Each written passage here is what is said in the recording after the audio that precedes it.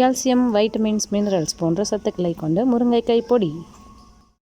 வாங்க எப்படி செய்கிறதுன்னு பார்ப்போம்.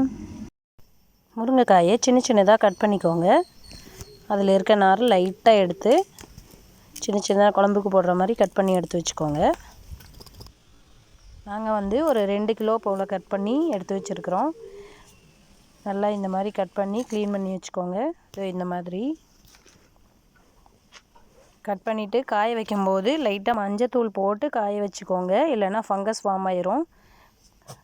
காய வச்சுட்டு ஒரு 5 நாள் இல்லைன்னா 7 நாள் காய வச்சுக்கோங்க. நல்லா காய வச்சு ட்ரை ஆனதுக்கப்புறம் அரைச்சிடலாம். முருங்கைக்காயை உணவில் சேர்த்துக்கிட்டோன்னா சுகர் லெவல் நார்மலாக இருக்கும், செரிமானம் நல்லாயிருக்கும், வயிறு சம்மந்தமான பிரச்சனையும் சரியாகும். வைட்டமின் சி சத்து அதிகமாக இருக்கனால எதிர்ப்பு சக்தி அதிகமாக இருக்கும். இருமல், சளி ஆகும், ரத்தத்தை சுத்தப்படுத்தும், அப்புறம் பிபி கண்ட்ரோலில் இருக்கும்.